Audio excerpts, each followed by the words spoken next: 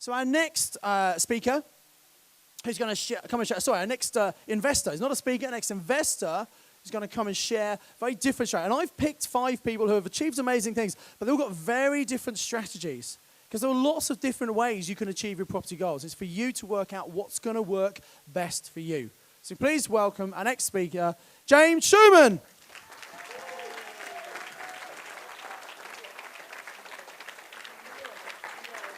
Thanks, Simon. Thank you. Good luck, James. Thank you. Right. I'm going to start by introducing you to somebody. This is me, age about 13, looking pretty cool, I think. I want to just tell you a little bit about myself to give you the kind of whole picture of this property journey. I was a little bit shy and awkward, I'd say, as a child. Some might say geeky. Very good at chess. But my father actually was a very successful businessman. But I wasn't that comfortable with success or wealth as a child. He used to drive me to school sometimes in his Mercedes, and I would kind of hide on the back seat and keep my face down because I didn't want any of my friends to see me arriving at school in a Mercedes. And I just had a bit of an awkward relationship with success. And I don't know, whatever that feeling was, it kind of carried on into later life. And I always seemed to work for the underdog. So in my 20s, I was doing environmental campaigning, anti-roads protesting, direct action, and then I became a solicitor and helped people kind of challenge government decisions, help victims of environmental disasters, kind of fighting business and the government. And I've always been involved in kind of bohemian communities, going to festivals, and recently I was working for an educational charity with excluded teenagers. So it was all kind of good work. But I guess the point I'm making is the last thing I ever imagined doing was running a property business. But then I had a kind of, life-changing moment, really, about 1.5 years ago. So near where I live, in Oxford, there was a factory which closed down and kind of went bust. So there was an empty, derelict warehouse. And the owner of the warehouse wanted to develop it into flats. But it was empty for about 1 year, and he allowed an arts group to come in and run it as an art centre for 1 year, kind of pop-up art space. And I play drums in a few bands. I'm involved in my local music scene. And I went to an event, a gig at this place, and completely fell in love with it. It was kind of just what I thought we needed. It was lots of my friends playing music. There was a cafe, there was a community. And I just had that kind of flash of, I must help them keep this building, not just for 1 year. This needs to stay here, permanently. And so that's the building. I met the owner and kind of tried to raise some funds to buy the building so they could keep it. And, for whatever reason, I didn't have the skills or the resources or the know-how, and I wasn't able to raise that money. So it didn't happen, and it didn't go ahead. And I was obviously very disappointed. I so wanted that to happen, that deal, and I so wanted that art centre to be there. But it kind of led me to a question, which was, could I, James, with slightly cautious, with maybe not having the business skills, could I make this deal happen? And if I could, what did I need to learn, and what did I need to change about myself to make this happen? And that was the question which ultimately led me to Mastermind. So I had an inkling about property. I used to live in a housing co-op in South London, and they were selling off some of their properties to raise money. They were completely derelict, in a really bad state. They'd been squatted for a long time, and I bought one. Very cheaply, in hindsight. I got it cheap, and I did it up over about 2 years, renovated that property, not as an investment. I wasn't even thinking about that. It was for me and some friends to live in. And, prices in London went up in the 90s and the noughties. And so I ended up having this property with equity in it because I bought it without a mortgage. And so, started looking at property courses, and I was very skeptical looking at property courses. I was from the background I'd come from. Very skeptical of Simon Zutshi, who surely was just a salesman, wasn't he? But, somehow I signed up. I spoke to lots of people who'd had great results and signed up for Mastermind. So my strategy on Mastermind was pretty simple, not easy, but simple. I thought if I could raise or create £70,000 passive income, that would be enough to run those kinds of projects and do some things that I wanted to do. So my strategy was to take that equity out of that one property and use that equity to buy 10 HMOs. So I knew a bit about HMOs because that one was an HMO. And with £10,000 profit per HMO, looking at about 18 to 20% ROI would give me 100,000. And the cost of borrowing that equity was 30, and that would give me my 70,000 net profit. So it sounds easy, or maybe not. But I was, at that time, you know, I'd never borrowed money. I didn't have business experience. I wasn't really that sort of a person.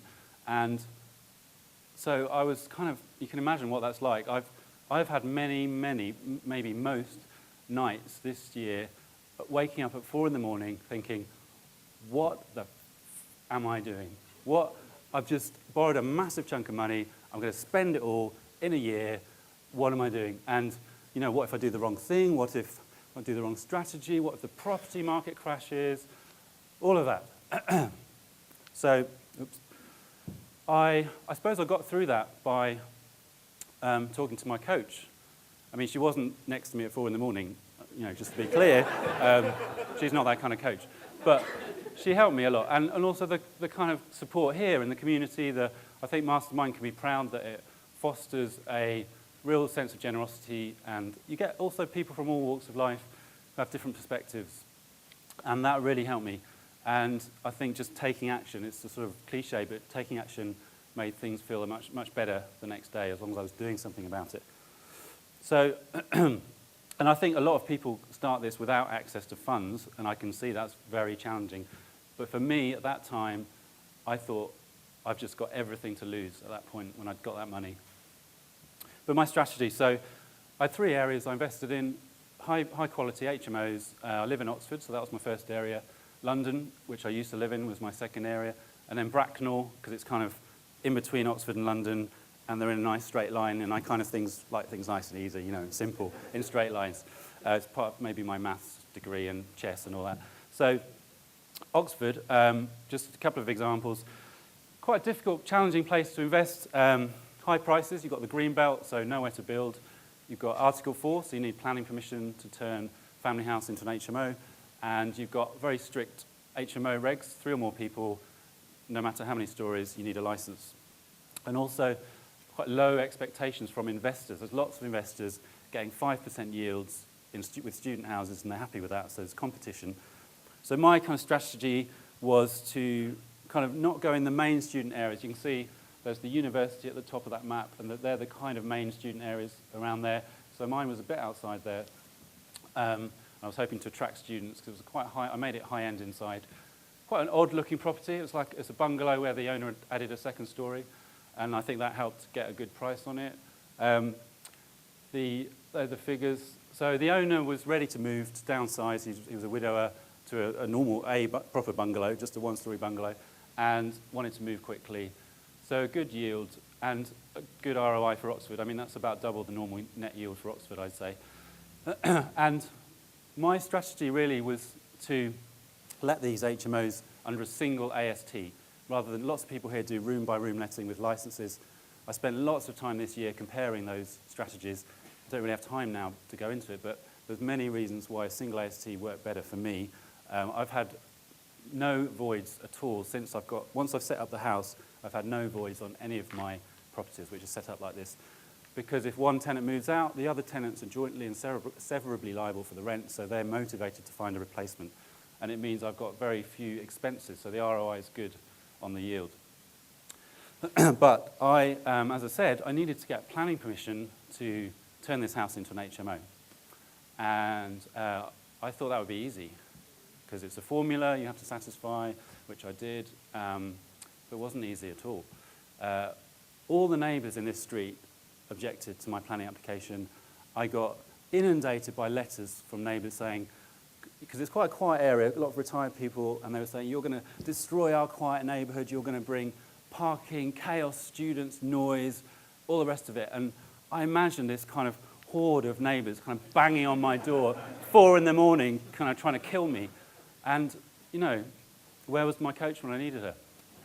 But I sort of started believing that what they were saying, thinking, yeah, maybe I am going to mess up their lives and, cause all these problems for them. And I got sucked up in their fear, which is what it was.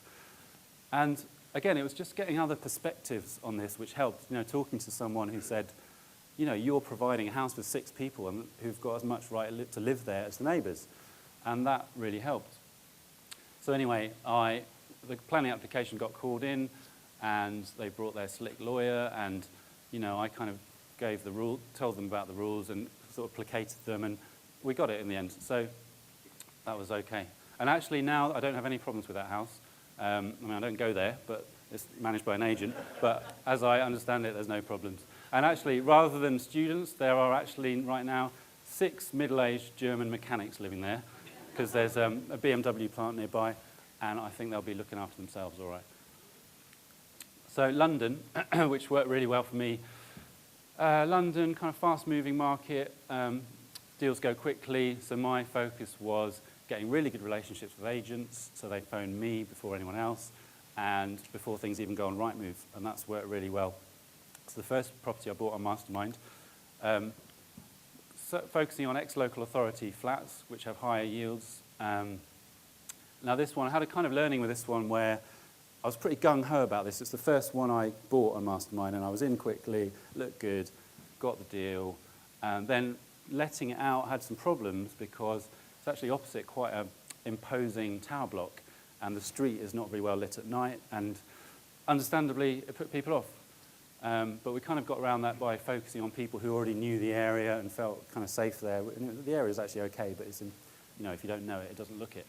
But it was a learning to really get to know your area and all the streets, and particularly the walk to the tube.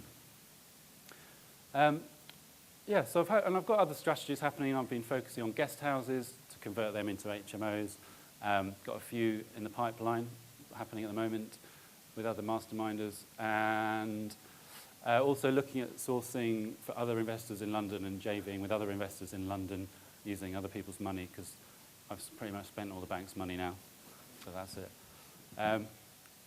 So there are the results, 10 properties. Now, that looks kind of nice and neat up in the cloud there, but it's kind of chaotic still. Of the 10, 7 are up and running and tenanted, 1's nearly tenanted, 2 actually have exchanged but are completing in the next 2 weeks.